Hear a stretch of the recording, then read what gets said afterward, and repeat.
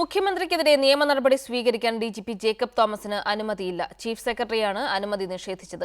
തന്നെ ജനവിരുദ്ധനായി ചിത്രീകരിച്ചത് പരസ്യമായി മുഖ്യമന്ത്രി തിരുത്തണമെന്നായിരുന്നു ജേക്കബ് തോമസിന്റെ ആവശ്യം. ഫ്ളാറ്റ് മാഫിയക്കെതിരെ നടപടിയെടുത്ത് തന്നെ ജനവിരുദ്ധനായി ചിത്രീകരിച്ച മുഖ്യമന്ത്രി ഉമ്മൻചാണ്ടിക്കെതിരെ നിയമ നടപടി സ്വീകരിക്കാൻ അനുവാദം നൽകണമെന്ന് കാട്ടിയാണ് ജേക്കബ് തോമസ് ചീഫ് സെക്രട്ടറിക്ക് കത്ത് നൽകിയത്. സംസ്ഥാനത്തെ ഒരു ഉയർന്ന ഉദ്യോഗസ്ഥനാണെന്ന പരിഗണന പോലും മുഖ്യമന്ത്രി തനിക്ക് നൽകിയില്ല.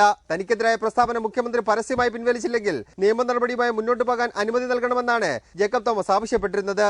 ജേക്കബ് തോമസിന്റെ കത്തിന്റെ അടിസ്ഥാനത്തിൽ ചീഫ് സെക്രട്ടറി നിയമ സെക്രട്ടറിയോട് നിയമോപദേശം തേടി. നിയമോപദേശത്തിന്റെ അടിസ്ഥാനത്തിൽ അഖിലേന്ത്യാ സർവീസ് ചട്ടത്തിന്റെ റൂൾ 17 പ്രകാരം നിയമ നടപടിയുമായി മുന്നോട്ട് പോകാൻ കഴിയില്ലെന്നും അതുകൊണ്ട് അനുമതിയില്ലെന്നും ചീഫ് സെക്രട്ടറി വ്യക്തമാക്കി. ഔദ്യോഗിക ജോലിക്കിടെ ഉണ്ടായ പരാമർശത്തിന്റെ പേരിൽ നിയമ നടപടി സ്വീകരിക്കാൻ കഴിയില്ല. ജോലിക്കിടെ അല്ലായിരുന്നെങ്കിൽ ജേക്കബ് തോമസിന് സ്വകാര്യ അന്യായം ഫയൽ ചെയ്യാമെന്നും ചീഫ് സെക്രട്ടറി വ്യക്തമാക്കിയിട്ടുണ്ട്.